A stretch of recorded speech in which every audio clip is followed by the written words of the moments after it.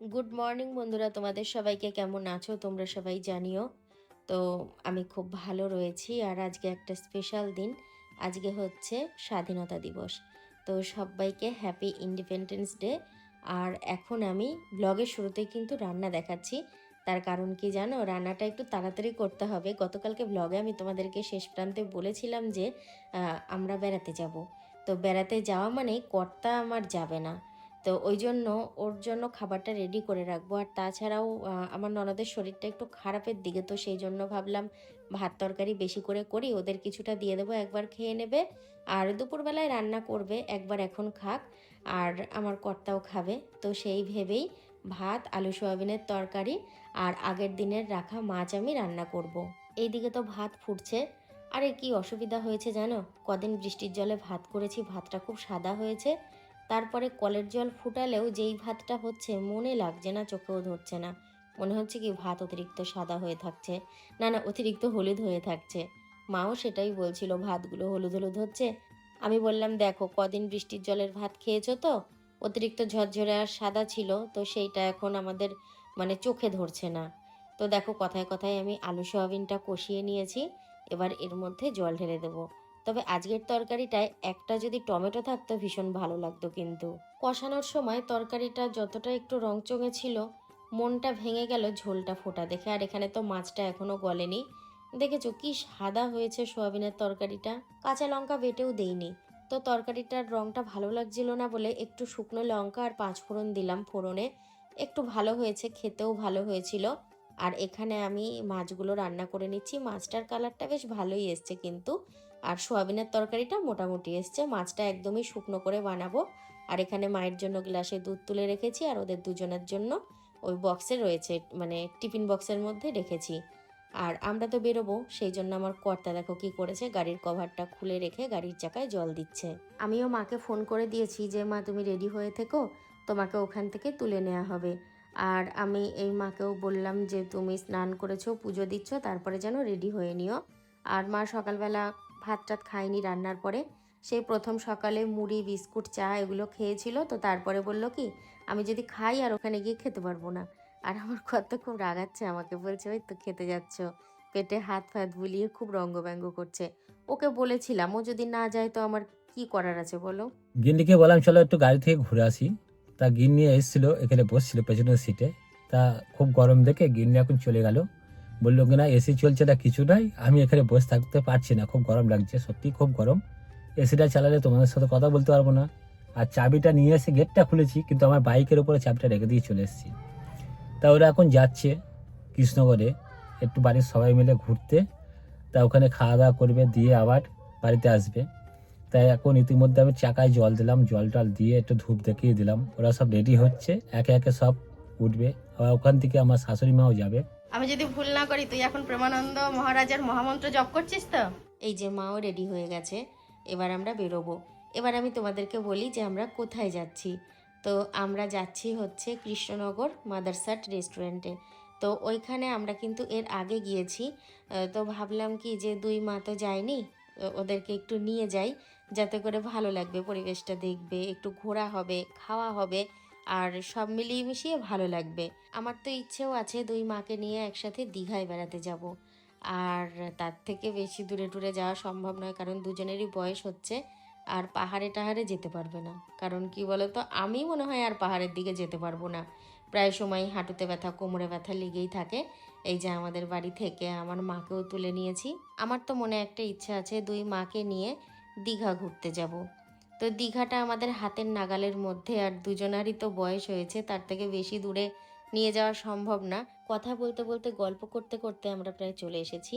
আর ভিড় থাকলেও আমরা বেশ তাড়াতাড়ি ভেতরে ঢুকে গেছি। আর একটু টাইমে গিয়েছি, তো খুব যে বেশি লেট করেছি সেটাও না। আমরা একটা বাজতে 10-এ এখানে ঢুকেছি, আর 1:50-এ আমরা বেরিয়েছি। তাহলে দেখো পুরো 1 ঘন্টা টাইম। 12:50-এ ঢুকেছি, 1:50-এ বেরিয়েছি। আর এইখানে দেখো খাবার চলে এসছে আমাদের। আর এই থালিটাই খাবো কালকেই ভাবছিলাম।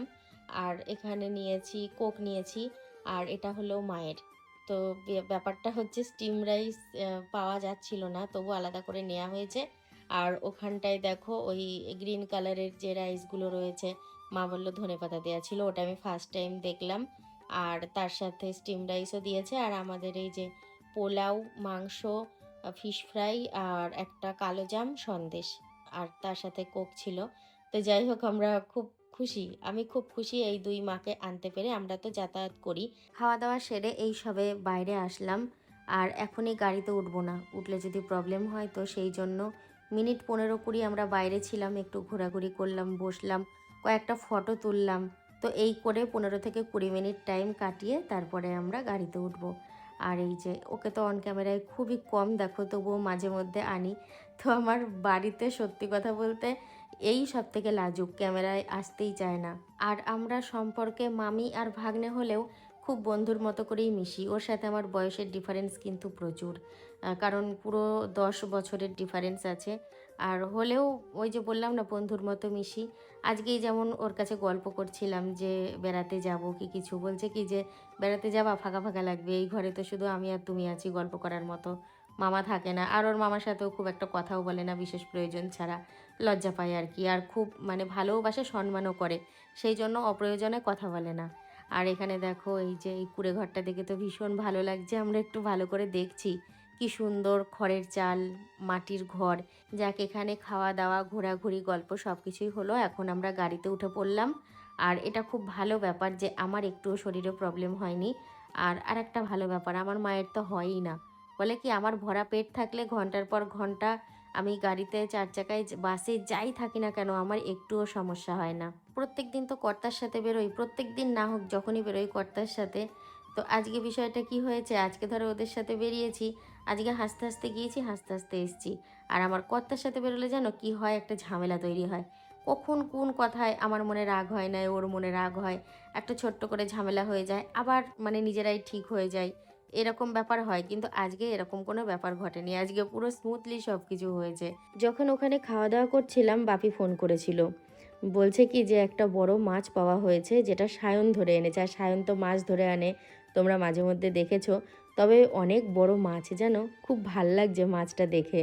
আমরা তো ফোনেই শুনেছিলাম যে বড় মাছ পেয়েছে, সত্যি রাজু এটা ফার্স্ট টাইম বল? হ্যাঁ, এত বড় মাছ।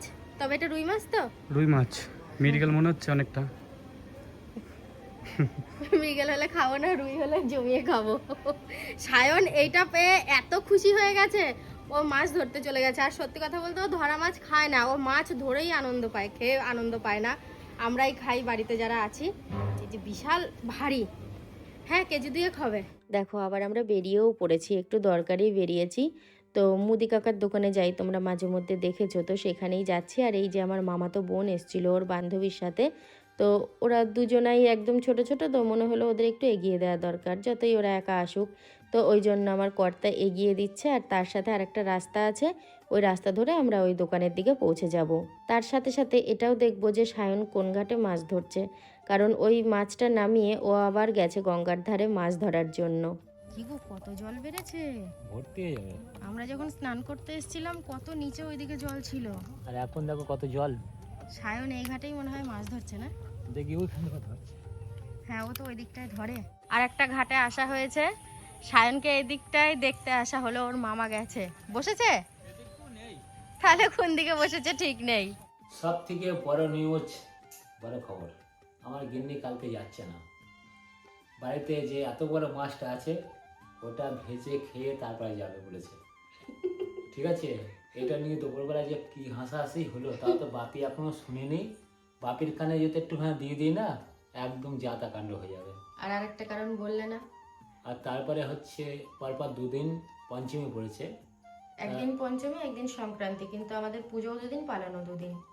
তো একটা পালন আমি করব, আর একটা মা একটা মা করবে। দুটো পালন মা করতে পারবে না, কেউই পারবে না। আর তোমাদের দিদি ভাই তো জানো, ও তো করবেই না এখন। তাই যাই হোক, মানে বিষয়টা হচ্ছে ওই তুমি যেদিন পালন করবা মানে সোমবারে, সেদিন তোমাকে একবার খেতে দিয়ে তারপরে যাব। হ্যাঁ আমাকে খেতে দেবে, কিন্তু ওই যে ফ্রিজে রাখা। থামো তো, তার আগেই তো মাছ শেষ হয়ে যাচ্ছে, তাহলে তো আমি মাছ খেয়ে চলে যেতে পারতাম। কালকে ভাজবে, খাবে, তারপর যাবে। বেশ তাই হলো। আর এখন কি তোমাকে আপাতত আমি একটু দুধ গরম করে দেব? না লাগবে না, পান্তা ভাত আর দুধ দিয়ে ভালো করে চটকি মেখে খেয়ে নেবো। ওপরে একটা অ্যাটাজি আছে বড়, তোমরা দেখেছো ভিডিওতে, এটা Trolley। কালকে কালকে পেরে দেবো। এক ব্যাগ নিয়ে চলে যাবে 1 মাস পরে আসবে। তবে ওই ট্রলিটা পারলে আমার এক ব্যাগে জিনিস হবে। কেন বলছি, আমি কিছু খাইনি, এখানে কি লেগেছে, এক ব্যাগই পুরো জিনিস হবে। আমি বলছি কেন, কারণটা হচ্ছে আমার বেশ কিছু জিনিস আছে যেগুলো মায়ের কাছে সেলাই করতে দেওয়ার মতো, ওইগুলো যদি নিয়ে যাই এক গাদা হবে। আবার আমার অনেক কিছু যার বাতিল জিনিস আছে, শাড়ি টাড়ি বলো টুকিটাকি বলো, ওইগুলো জোড়া লাগিয়ে আমাকে আবার ক্যাথা তৈরি করে দেয়। আমি সব যা আছে সেদিন গুছিয়ে নিয়ে যাব, বুঝতে পেরেছো? তোমাদের একটা কথা আমি বলি, আমার গিন্নি, 2 মা, রাজু, ওরা তো খাওয়া দাওয়া করতে গেছিল, তা আমি যাইনি। রাজু দেখি এসে গেঞ্জিটা তুলে ভুঁড়িটা দেখাচ্ছে, মামা জোর খাওয়া হয়ে গেছে। এ দেখি হাঁপাচ্ছে, জলের পর জল খেয়েই যাচ্ছে। মাকে বললাম, মা তোমার তো শরীরটা খুব একটা ভালো না, তুমি একটা গ্যাসের ট্যাবলেট খাও। বলছে আমাকে খাবার পেয়েছি নাকি, তা গ্যাসের ট্যাবলেট খাবো? আমি সকালে একটা খেয়েছি, 17 টাকা দিয়ে। ভালো কথা।